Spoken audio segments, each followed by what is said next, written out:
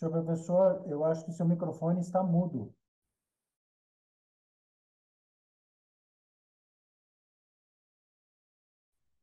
Já funciona?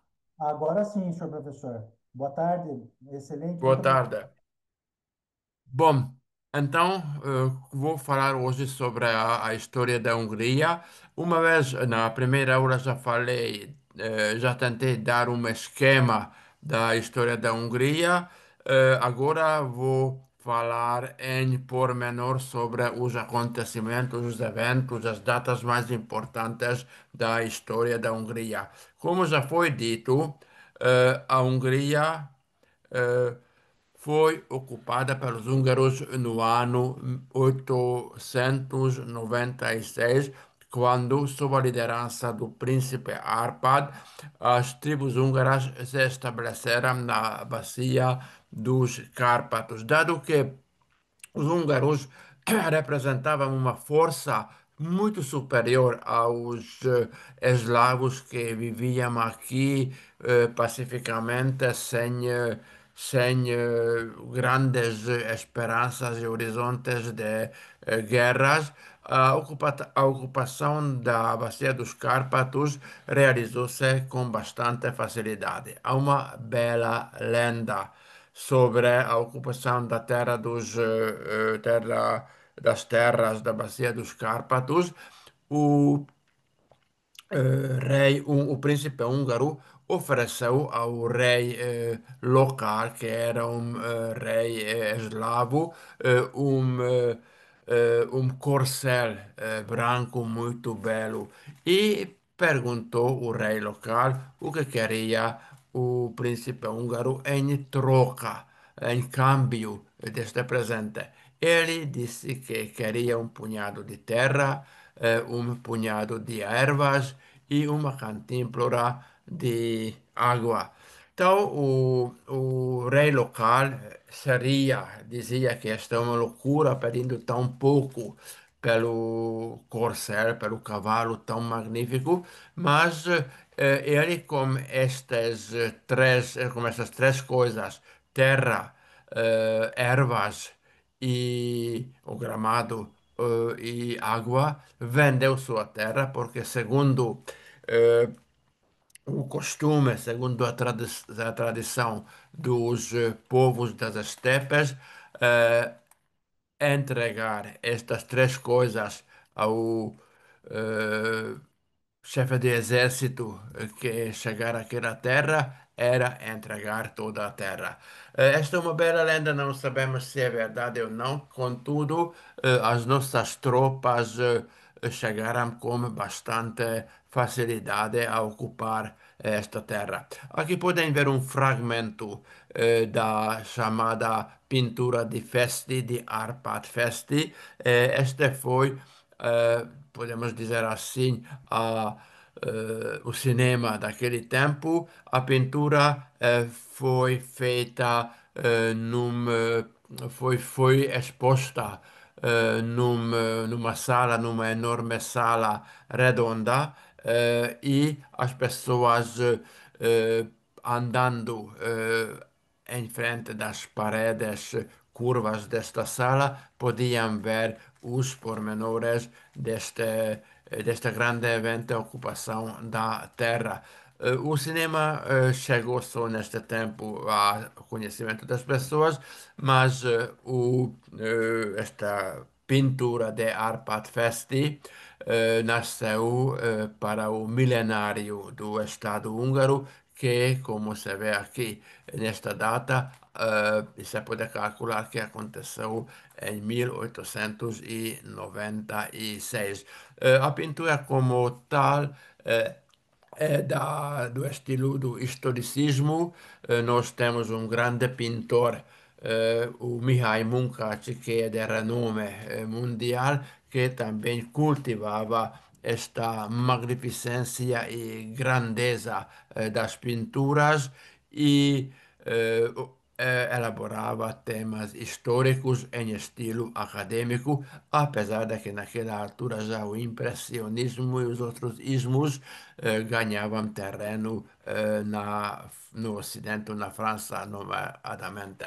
Chegando a esta terra húngara, havia uma grande, esta terra da Bacia dos Cárpatos, havia um grande dilema.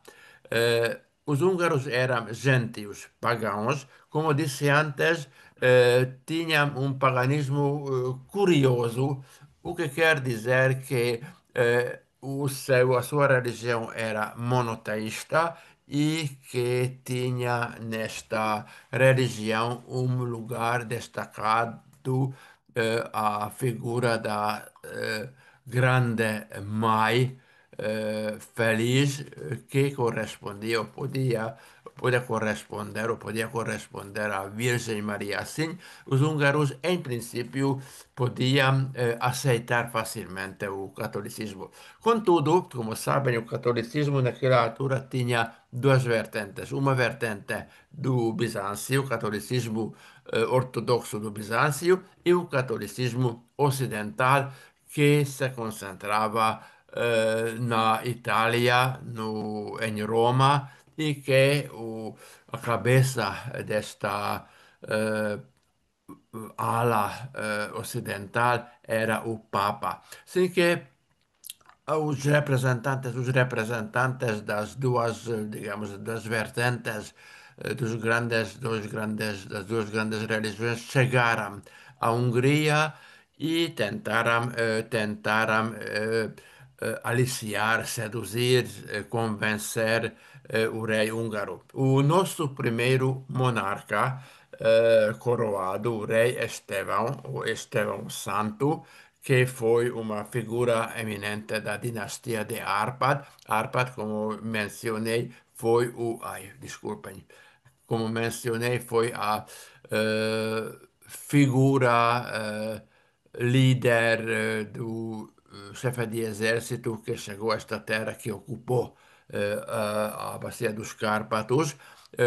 Então, eh, esta família, como verão, reinou aqui na Hungria durante 3 séculos. Bom, Estevão muito sagazmente, muito inteligentemente aceitou o cristianismo ocidental, o catolicismo, e ele tentou encontrar contatos com a Alemanha, com o Papa, e ele convidou ao país clérigos alemães e italianos. Desta forma, pôde garantir que a Hungria ia pertencer ao Ocidente.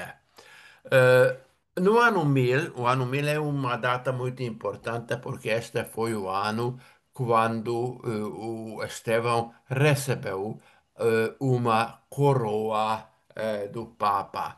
A coroa, a imagem da coroa aqui podem ver, e esta coroa enviada pelo Papa é um dos símbolos da soberania húngara e é uma entidade jurídica.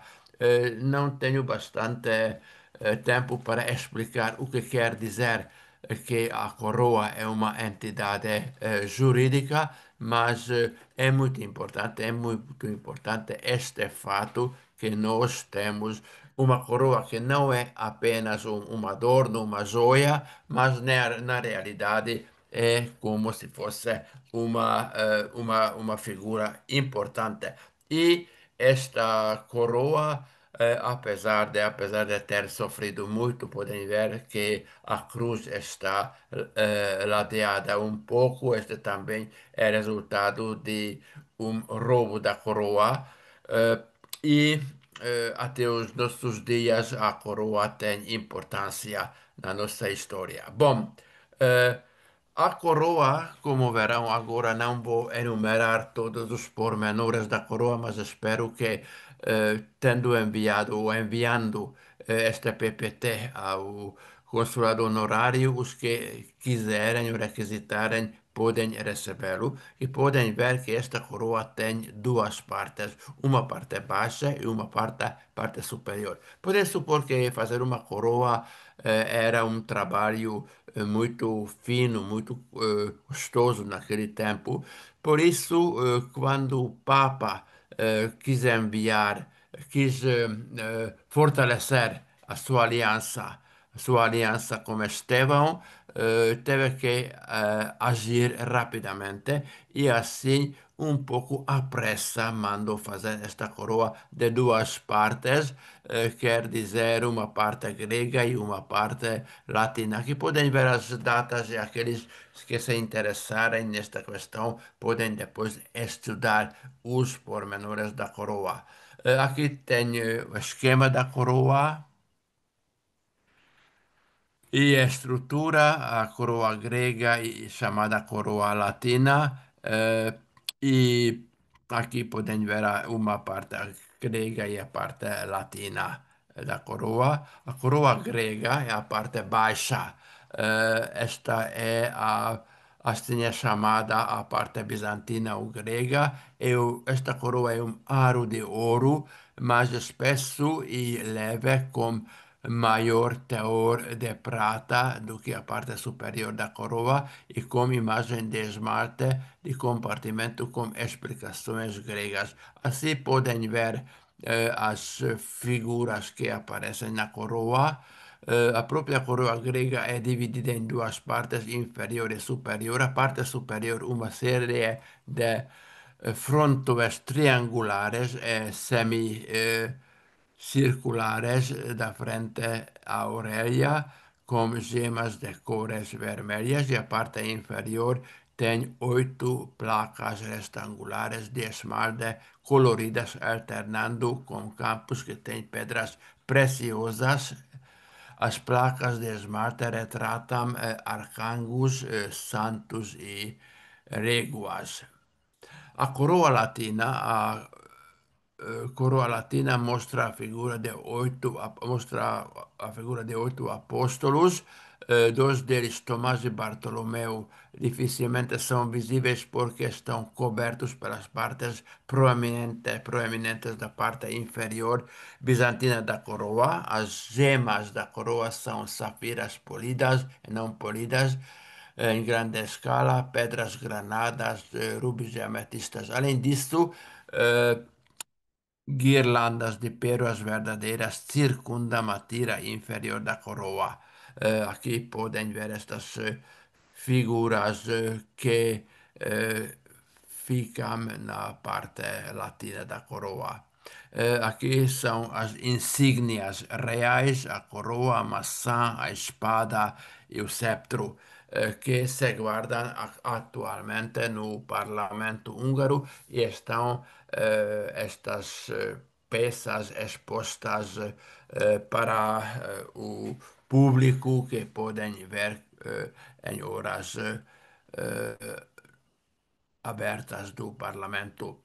Bom, estamos no início do segundo milênio, século X, XI, XII.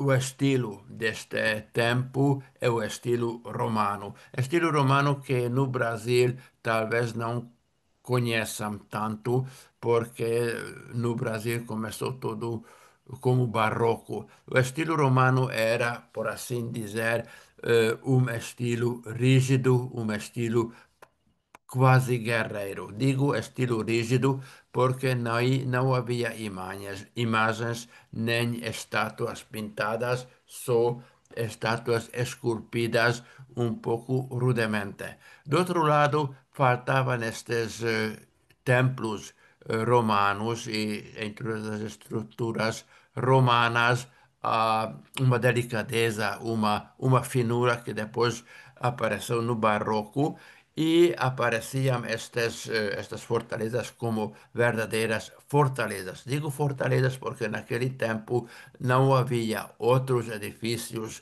feitos de pedra senão estes templos. E os templos muitas vezes serviam para defender os fregueses. Aqui podem ver a imagem de um interior de uma igreja e na imagem seguinte podem ver a sub-igreja, a parte eh, inferior da igreja, quer dizer aquela parte que ficava abaixo da terra, no sótão da igreja, podemos dizer, mas isso se chama oficialmente Templo Baixo, traduzindo literalmente do húngaro, com as colunas grossas e fortes, e eh,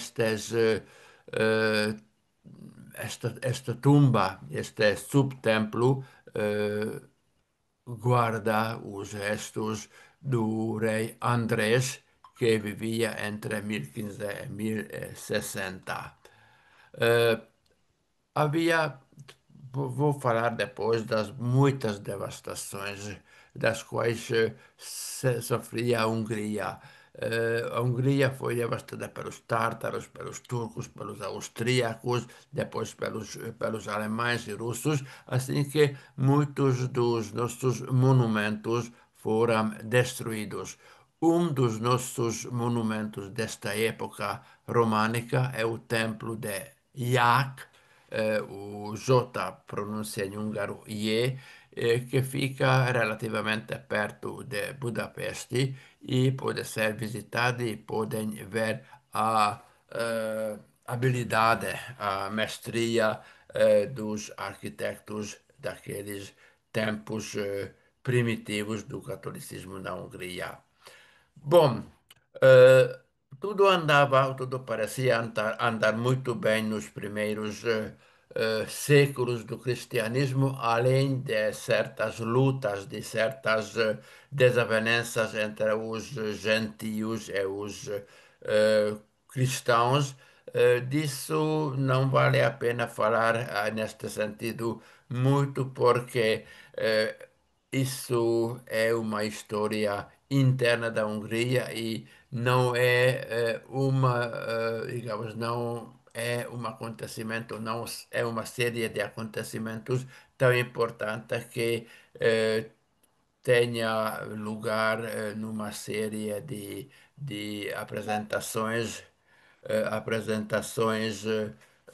como esta, mas depois de uma construção pacífica e organização do país, a Hungria, no século XIII, a Hungria foi invadida pelos tártaros. Vocês sabem que os tártaros saíram da parte norte da China atual, um pouco a norte das fronteiras da China, porque a Grande Muralha da China servia para defender o país dos chineses contra os tártaros, assim que naquela parte da Mongólia atual se organizava um grande império que queria repetir a grandeza do Império Romano ou a grandeza de outros impérios como o Império Bizantino, o Império de Alexandre o Grande, e organizava-se muito rapidamente e queria chegar até invadir e conquistar a Europa. Chegaram até a Hungria. De um lado, é uma parte orgulhosa da nossa história, e de outra parte, é também uma parte triste da nossa história, porque a Hungria, com esta situação central na Europa, na Bacia dos Cárpatos, encontrava um lugar muito ameno, muito favorável para a sua existência, porque a terra é boa, a agricultura floresce, as grandes inundações, as grandes tormentas, huracãs não chegam a esta parte, assim que estamos um pouco, digamos, guardados e defendidos pelas montanhas dos Alpes e dos Cárpatos, mas do outro lado era um lugar anelado por muitos conquistadores por estas e por estes itens positivos que acabou de dizer. Por isso, os tártaros chegaram até aqui. Nós defendíamos heroicamente e os tártaros não podiam ultrapassar as fronteiras húngaras.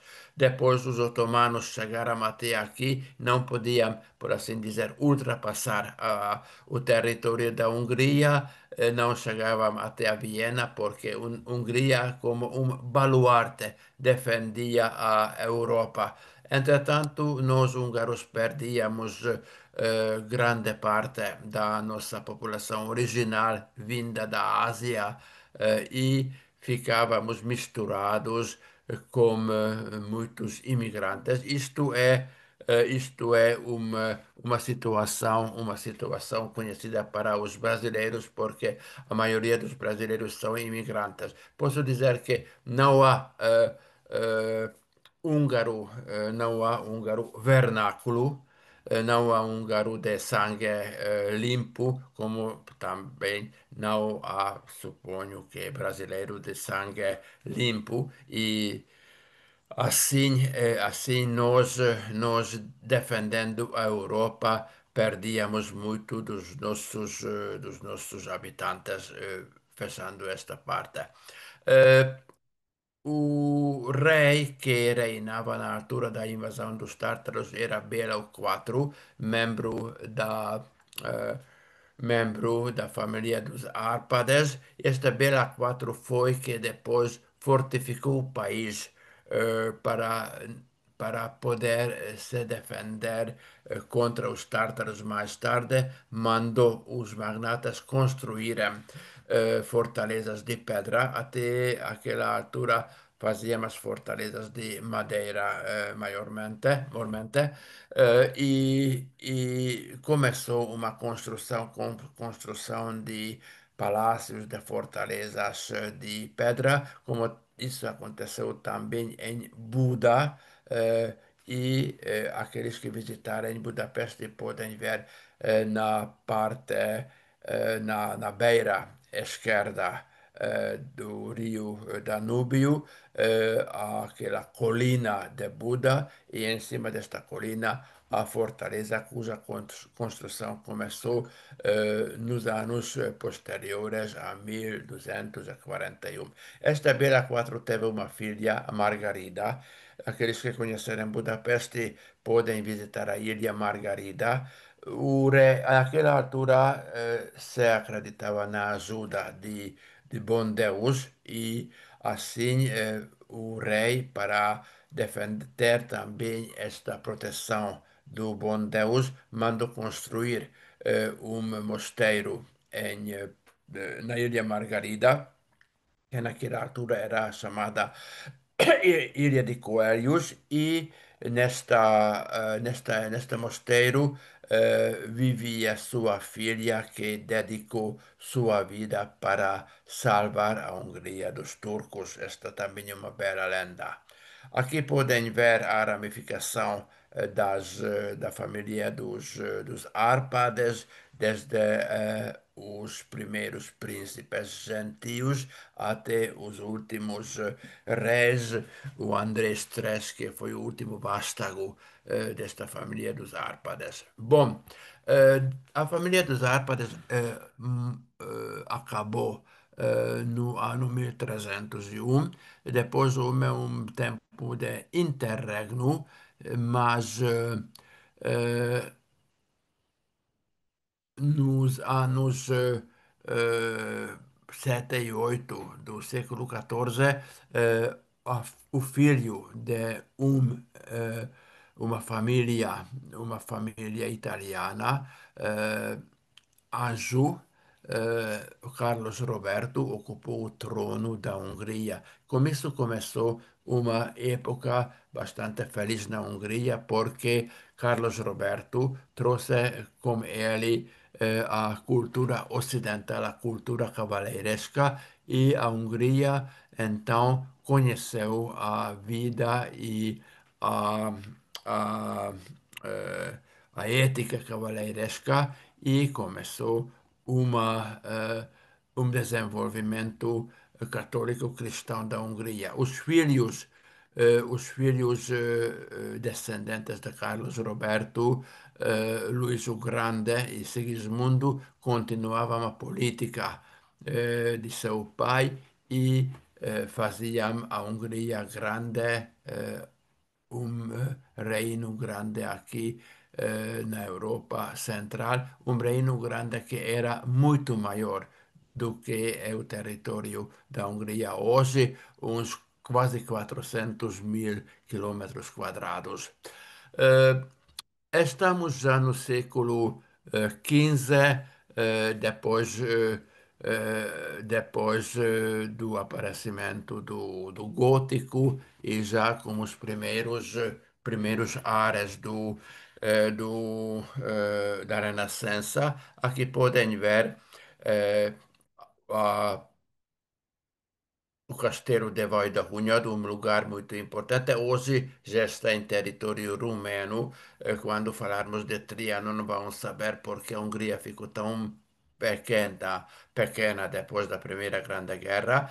Mas esta família Hunyadi, que vivia nesta castelo, tinha muita importância, porque a partir do século eh,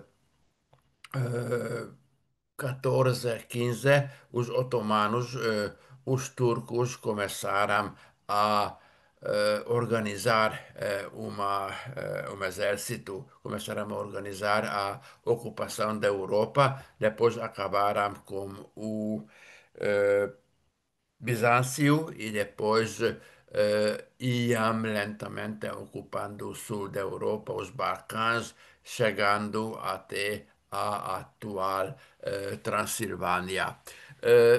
Hunyadi foi um chefe de exército de origem baixa, podemos dizer, mas ele conseguiu organizar a defesa contra os turcos e na Guerra de Nándor-Fehérvár, meados do século XV, ele venceu os turcos de forma que os turcos nos próximos 50 anos não podiam novamente, não queriam novamente tentar ocupar a Hungria este território. Recentemente nasceu um filme histórico húngaro sobre a vida desta Hunyadi. Este é um filme que tem, acho que, 10 partes, cada uma é de 1 hora e podem ver em Netflix. Os que são assinantes de Netflix podem ver este filme. Aqui tem os dados da ligação. E vale a pena ver porque é um filme histórico quase igual aos grandes filmes norte-americanos ou franceses sobre a história. Eh, Aqui podem ver uma imagem daquela batalha dos meados do século XV, nomeadamente 22 de julho de 1456, quando as forças cristãs lideradas por János Hunyadi derrotaram os turcos otomanos que sitiavam Nándor-Fehérvár.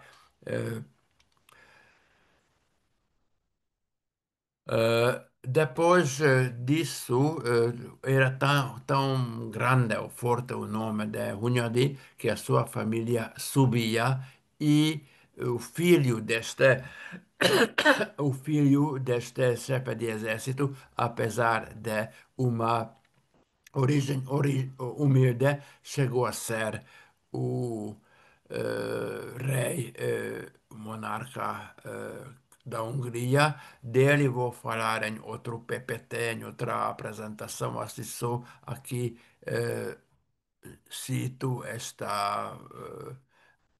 falo rapidamente sobre a importância dele e continuamos depois a eh, apresentação. Como Mattias chegou à Renascença, este estilo vindo da Itália, e aqui podem ver um palácio da época da Renascença do final do século XV, é de Sáros Patak. Aqui podem ver outros pormenores deste Palácio de Sarospatak, que nasceu sob a influência da Renascença e todo o reinado de Matias, do rei Matias, foi saturado pela Renascença, mas, como disse, vou falar nisso mais tarde. Bom, eh, contudo, os turcos, depois dessa derrota, esperavam 50 anos e atacavam novamente a Hungria e a Europa Ocidental em 1526. Nos últimos dias de agosto, no sul da Hungria, houve uma grande batalha entre as forças turcas e as forças húngaras, e os turcos derrotaram o exército húngaro e, com isso, começou a ocupação turca da Hungria, que durou 150 anos e podemos dizer que foi muito nefasto para a Hungria. Eh, eh, Em 1541, os turcos ocuparam Buda e a Hungria ficou dividida em três partes. A parte ocidental pertencia à Áustria e era católica. A parte central, ocupada pelos turcos do sul até Buda, estava sob a influência dos turcos, dos maometanos, e a parte oriental, Transilvânia e a parte de Debrecen, parte oriental da atual Hungria, ficou influenciada pelo protestantismo. Como sabem, o protestantismo foi uma reação contra o catolicismo, certos abusos do catolicismo, e a partir de 1517 saiu, partindo da Alemanha, ocupou a parte norte da Hungria e a parte oriental, a parte norte da Europa, quero dizer, e a parte oriental da Hungria. A grande vantagem desta tendência foi que esta foi a religião do livro. Como o protestantismo chegara, muitas tipografias da Hungria, nasceu a primeira tradução da Sagrada Escritura e os protestantes eh, reconheciam a importância das pessoas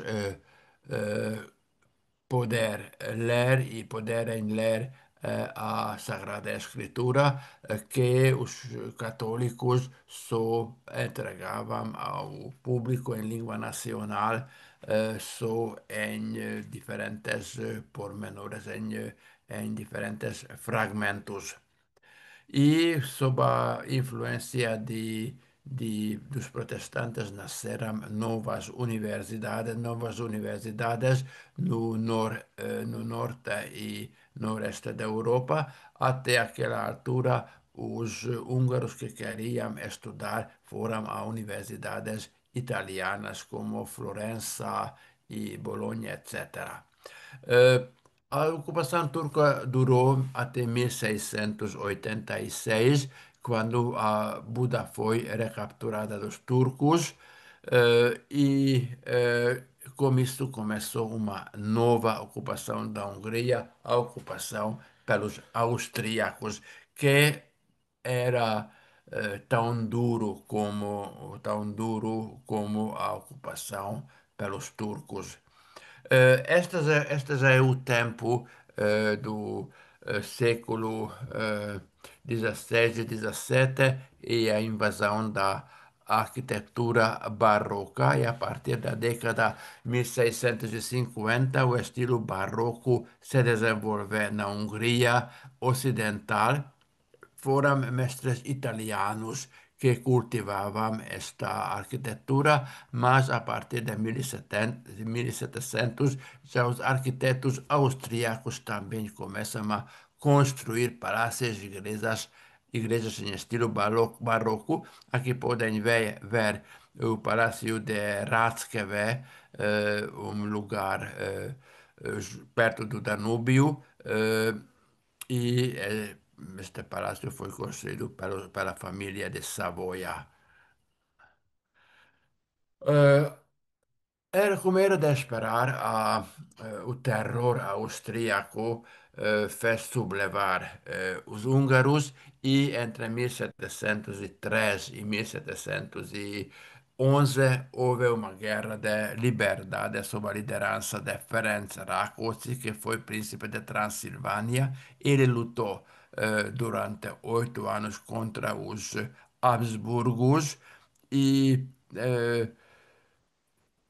em vão lutavam contra os austríacos, a ajuda, o apoio francês não chegou assim que ficou derrotado. Rákóczi teve que ir ao exílio. Primeiro foi para a França, depois a Turquia. É muito curioso que na Turquia vivia uns 30, viveu 30 ou 40 anos até a sua morte. E viviam também lá os seus relativos, os seus servos, seus amigos, como também o seu secretário pessoal, Kelemen Mikes, que é um dos nossos prosadores, escritores de prosa do século XVIII, muito importante. Dele ainda vou falar. Eh, a segunda metade do século XVIII é bastante aborrecido, ou chato, ou sem acontecimentos. Acontecimentos começam, ou alguns acontecimentos importantes do ponto de vista da Hungria, começam a surgir na segunda década do século XIX. Em 1825 começou uma eh, época chamada época de reformas, quando foi fundada a academia, apareciam as primeiras corridas de cavalos, a língua húngara obteve os seus direitos de cidadania e todo o país começou a se desenvolver e tentar chegar à Europa, a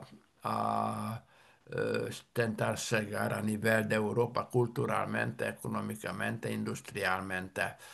Começam a alugar novos edifícios. Este lugar de divertimento foi construído primeiro em estilo eh, húngaro e em estilo originalmente húngaro, que tinha motivos populares húngaros, e depois foi reconstruído e era um lugar para grandes bailes e para grandes acontecimentos culturais importantes.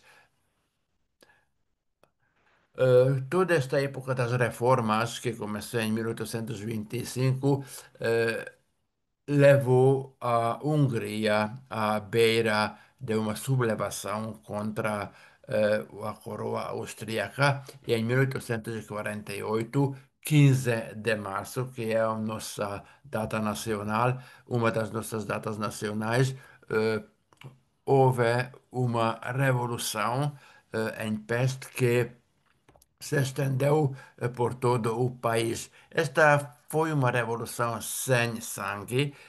Queriam ter os magnatas húngaros e as classes dominantes húngaros ter mais direitos dentro do Império Austríaco. Não queriam restituir e derrubar o rei, mas queriam ter certa soberania para a Hungria. O rei austríaco não entendeu muito bem digamos, esta atitude pacífica dos húngaros e reacionou bastante fortemente e assim, em 1848 e 49, houve uma guerra de liberdade contra os austríacos.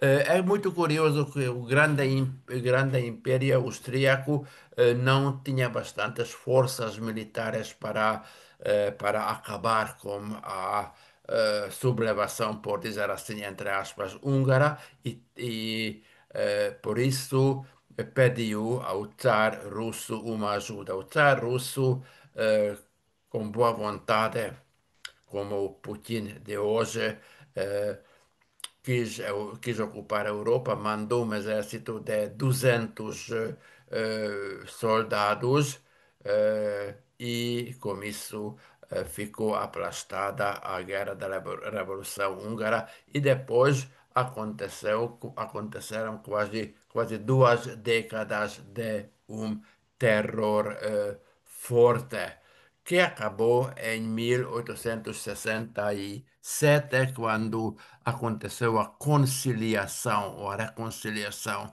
com os Habsburgos e se criou a monarquia austro-húngara com dois centros importantes, um centro em Viena, outro em Pest-Buda, e esta foi uma das épocas mais felizes da Hungria, porque como estabelecimento do Império Austro-Húngaro começou um espetacular desenvolvimento industrial e econômico na Hungria. Disto falaremos mais tarde. Aqui podem ver o parlamento húngaro, como já disse, foi acabado a construção na véspera da Primeira Grande Guerra, em 1913. Depois, na Primeira Grande Guerra, a Hungria pertencia aos vencidos. Desta forma, 2/3 da Hungria ficavam desconectadas no Tratado de Trianon e a Hungria ficou reduzido a 93 mil quilômetros quadrados, um território só com boas capacidades de agricultura, mas sem água, mas sem recursos, sem outros recursos naturais como carvão, ferro, etc. Eh, a Hungria,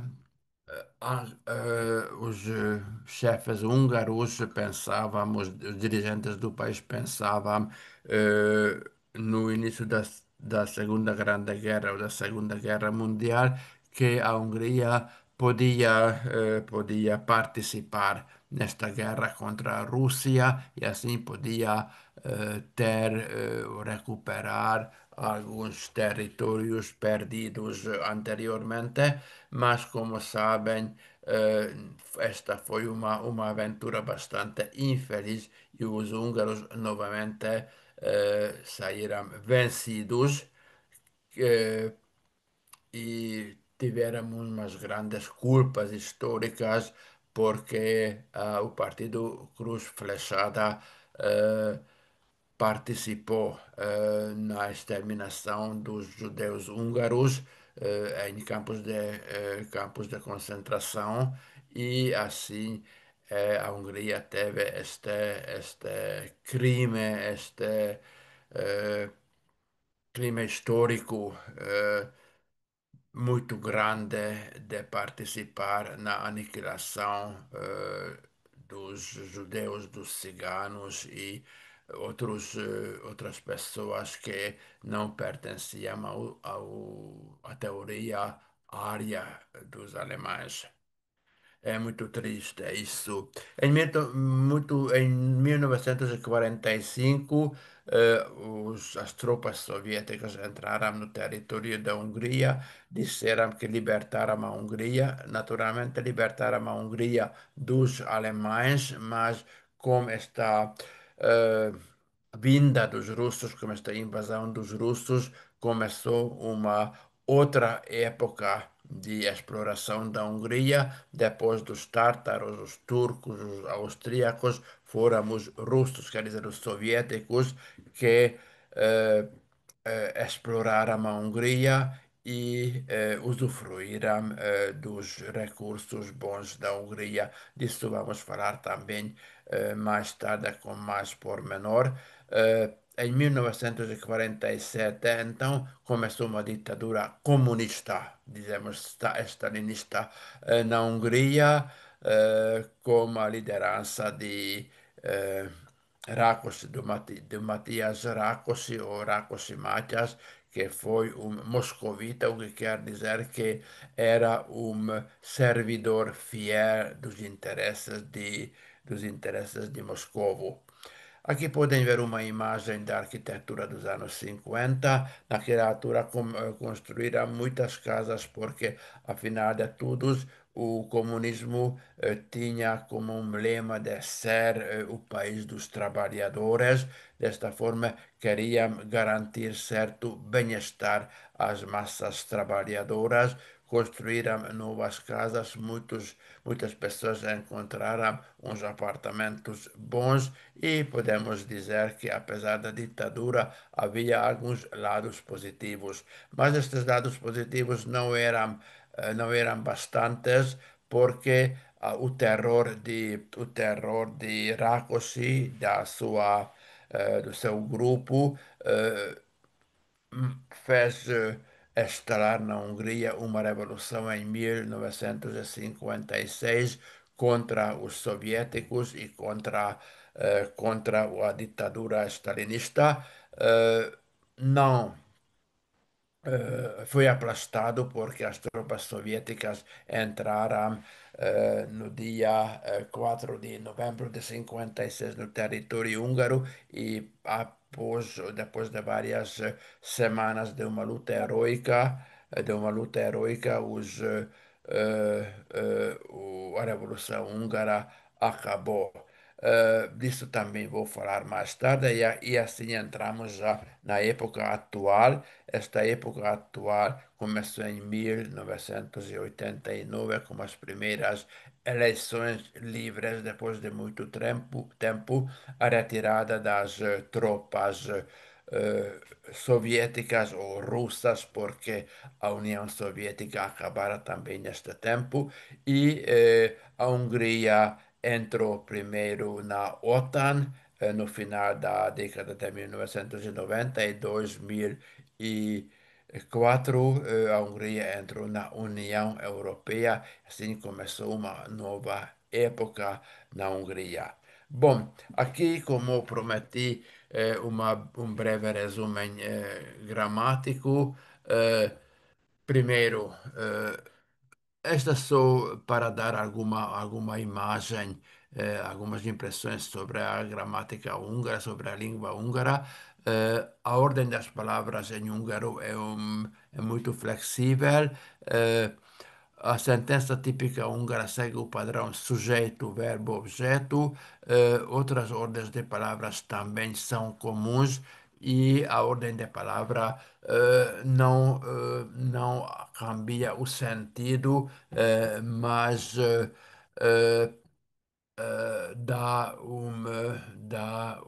ou acresce um subjetivismo à frase e enfatizando diferentes partes da frase.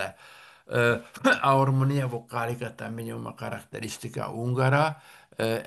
Isto quer dizer que a harmonia vocálica envolve a concordância das vogais dentro das palavras. Quer dizer que os sufixos são formados e ligados às palavras de forma que sigam a ordem das vogais. As vogais de formação alta requerem eh, sufixos de forma alta e de baixa os sufixos que têm vogais de formação baixa. Eh, Temos dois artigos definidos. Quando a palavra começa com uma vogal, eh, e a palavra que começa com uma consoante. Eh, por exemplo, os oblak e ohas. O artigo definido, os não é acentuado, é falado junto com a palavra que segue. E, finalmente, o artigo indefinido. Temos um artigo indefinido, quer dizer ed, e este artigo indefinido deriva-se do numeral ed, é usado para contar como artigo indefinido. Na Hungria, a escrita, podemos reconhecer a palavra egy como artigo ou numeral somente através do conteúdo. Eh, Usamos menos o artigo indefinido como as línguas novilatinas, como a língua alemã. É isso, o final da nossa apresentação de hoje. Eu vou enviar este PPT ao consulado honorário e nós veremos na próxima semana com outra apresentação sobre a história e cultura e língua da Hungria. Até a próxima semana e agradeço mais uma vez a vossa presença nesta aula. Senhor professor, muito obrigado. Muito obrigado a todos que nos acompanharam. Um forte abraço, um excelente final de semana. Estamos todos muito felizes e aguardamos a todos para a próxima sexta-feira, às 15 horas. Senhor professor, novamente, Obrigado. muito obrigado. Com licença.